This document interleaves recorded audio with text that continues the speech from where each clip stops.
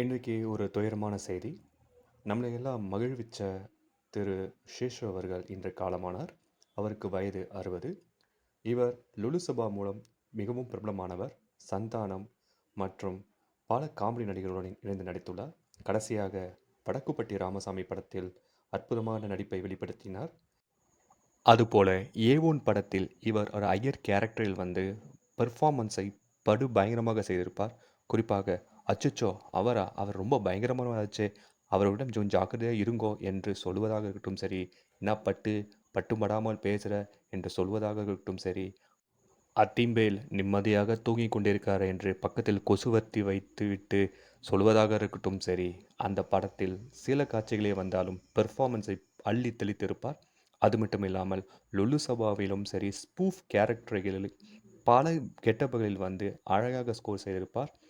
அது மட்டும் இல்லாமல் சொந்த வாழ்க்கையில் சிலருக்கு பல உதவிகளை செய்திருக்கிறார். அவருடைய மரணம் ஒரு இழப்பாகும்.